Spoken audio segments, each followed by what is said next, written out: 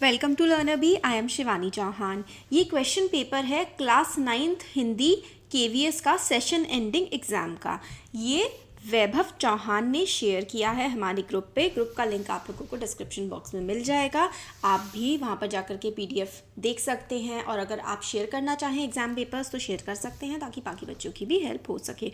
तो मैं 2 sample paper already upload कर चुकी हूँ हिंदी के।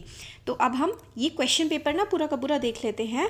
और चलिए सबसे पहले हम ना ये सॉल्व करते हैं। ये वाला जो है अपठित गद्यांश, बच्चे ने वैसे काफ़ी सारे आंसर्स लगा रखे हैं, तो यहाँ से आप आंसर्स भी देख सकते हैं। फिर हम सॉल्व करते हैं। देखो क्या करते हैं हम सॉल्व करने के लिए, हम क्वेश्चन पहले भरते हैं और फिर आंसर ढूंढते हैं। ऐसे करना चाहिए हमेशा, चाहे इंग्लिश हो चाहे हिंदी हो। हम कब पहाड़ तोड़ने का कार्य करते हैं? तो पहाड़ तोड़ने का कार्य हम लोग कब करते हैं भाई? समाधान तक कैसे पहुंचा जा सकता है? समस्याएं आने पर हम क्या चाहते हैं? समस्याओं का समाधान निकालने के लिए हमें क्या करना चाहिए? और कथन और कारण भी यहाँ पर गिवन है। तो दरअसल हम अपनी समस्याओं की चर्चा बढ़ा चढ़ाकर करते हैं। समस्याएं आने पर हम दूसरों की सहानुभूति चाहते हैं, लेकिन सहानुभूति या दया से कोई समस्या हल नहीं होती।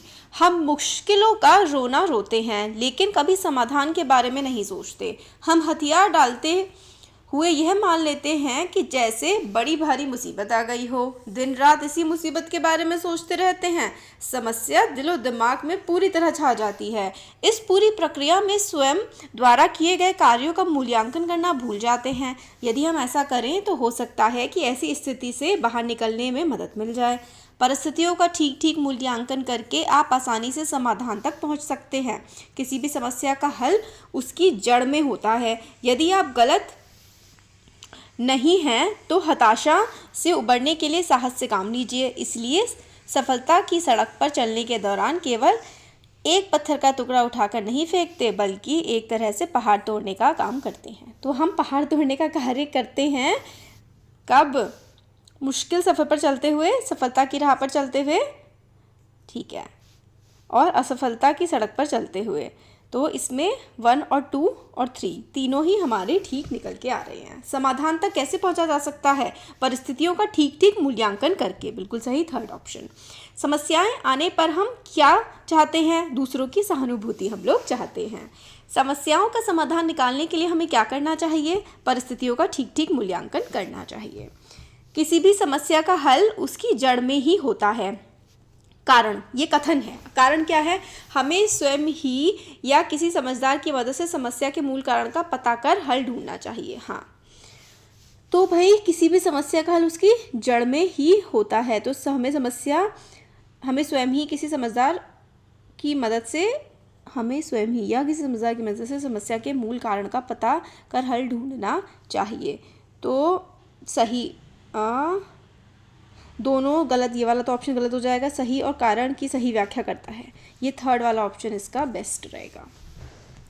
नेक्स्ट देखिए, इस तरीके से ये एक पोएम दी गई है और इसके कुछ ऑप्शंस है। तो रानी लक्ष्मीबाई को मर्दानी क्यों कहते हैं?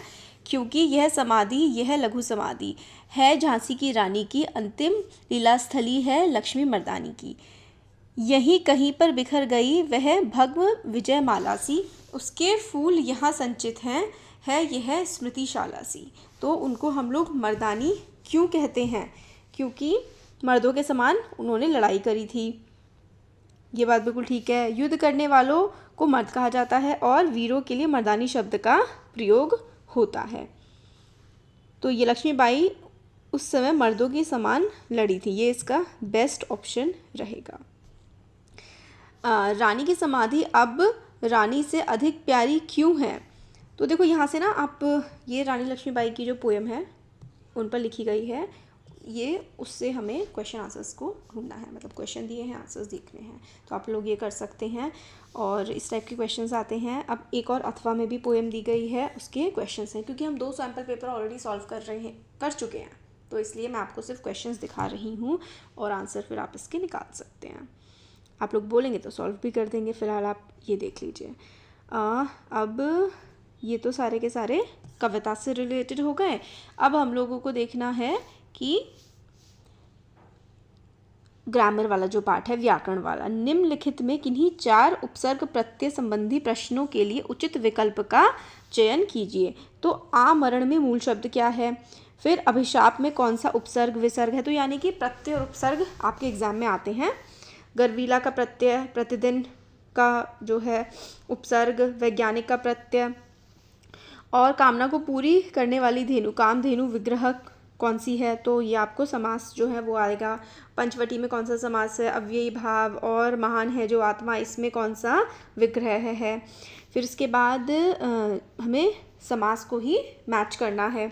तो समास बहुत ज़्यादा अच्छे से करने हैं। इससे हमें समझ में आता है कि एग्ज़ाम में समास ज़रूर आते हैं, और एक प्रत्यय ज़रूर आता है, और उपसर्ग ये एग्ज़ाम में ज़रूर आते हैं।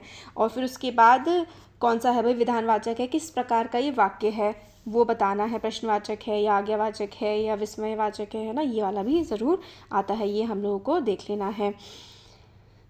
अब अलंकार, अलंकार भी जो है 5 मार्क्स के आते हैं। तो यानी कि उपसर्ग, प्रत्यय, अलंकार, हाँ, समास, ये जो है पोर्शन आपको अच्छे से करके जाना होता है। इसकी वीडियोस मैं जल्दी ही लेकर के आऊँगी। अब ये जो है पठित गद्यांश है। पठित गद्यांश में जो बापू वाला है पोर्शन, वो हमें गिवन है। तो जो चैप्टर है ना, वहाँ से लिया गया है कि उसी बीच आनंद भवन में बापू आए। तो ये चैप्टर के कुछ क्वेश्चन है, ये आपको सॉल्व करने थे। फिर एक पोएम से भी, एक पोएम भी ली गई है। अच्छा, ये वाला तो इतना ज़्यादा क्लियर नहीं है। अब आप ये देख लीजिए कि क्वेश्चंस कौन कौन से पूछे गए हैं। तो ये क्वेश्चंस आपके एग्ज़ाम में भी पूछे जाने की संभावना है। ये वाला क्वेश्चन तो बहुत ज़्यादा इंपॉर्टेंट है। ये कई सारे पेपर्स में मैंने देख लिया है, कई सारे स्कूल के पेपर्स में, कि लिहाजा की यात्रा के दौरान लेखक को किन कठिनाइयों का सामना करना पड़ा। हाँ, और ये वाला भी, किस घटना ने सलीम अली को जीवन की दिशा को बदला और उनको पक्षी प्रेमी बनाया। ये क्वेश्चन भी बहुत बार रिपीट होता है। इतना तो हो ही गया कि 9-10 प्राणियों की जान बच गई, वे सब तो आशीर्वाद देंगे। मोदी के इस कथन के आलोक में उसकी विशेषताएं बताइए। जवारा के नवाब के साथ अपने पारिवारिक संबंधों को लेखिका ने आज के संदर्भ में स्वर जैसा क्यों बताया। ये भी बहुत बार रिपीट हुआ है। तो ये 3 क्वेश्चन, तो क, ग और घ, ये तो बहुत ज़्यादा रिपीटेड क्वेश्चन हैं। निम्नलिखित में से किन्हीं 3 प्रश्नों के उत्तर लगभग 25-30 शब्दों में लिखिए। तो जेब टटोली कौड़ी न पाई, ये हो गया। वाक, किसी भी व्यक्ति की पहचान उसके कुल से होती है या कर्मों से। कैदी और कोकिला कविता के कवि को कोयल से ईर्ष्या क्यों हो रही है, ये भी रिपीटेड क्वेश्चन है। बच्चे काम पर जा रहे हैं का उद्देश्य, ये भी रिपीटेड क्वेश्चन है। रीढ़ की हड्डी एकांकी के माध्यम से लेखक समाज में किस तरह के परिवर्तन की आशा करता है, आपके अनुसार यह किस प्रकार संभव हो सकता है, ये भी काफ़ी इंपॉर्टेंट है। मेरे संग की औरतों के आधार पर लिखिएगा कि माँ की विशेषताएं बताइए। मृत्यु का तरल दूध किसे कहा जाता है और क्यों, और इस जल प्रलय में पाठ के आधार पर आंसर दीजिए। तो ये क्वेश्चन सारे बहुत इंपॉर्टेंट है, जिनमें मैंने स्टार लगाए तो बराबर रिपीटेड बहुत सारे स्कूल्स में मैंने देख लिया, यही क्वेश्चन आ रखे हैं। रचनात्मक लेखन जो है, इसमें आपको विज्ञापन लिखना है। विज्ञापन का जीवन पर प्रभाव, क्या इंपॉर्टेंस है और हमारे जीवन पे विज्ञापन का क्या प्रभाव पड़ता है। मेरा भारत देश, उसकी उपलब्धियाँ, और ये थोड़ा सा टेढ़ा हो गया है इसमें, सॉरी। हाँ, मैं आपको बता देती हूँ कि पत्र व्यायाम के फ़ायदे के पत्र हैं। सड़क दुर्घटना के बारे में है एक, और पढ़ाई से ज़्यादा मोबाइल पर ध्यान दे रहे हैं जो बच्चे, उस पर अनुच्छेद है, या फिर एक लघु कथा लिखनी है। तो ये थे सारे के सारे आपके क्वेश्चंस, और ज़रूर जो है टेलीग्राम ग्रुप को ज्वाइन करें, आपको बहुत ज़्यादा इससे हेल्प मिलने वाली है। Thank you.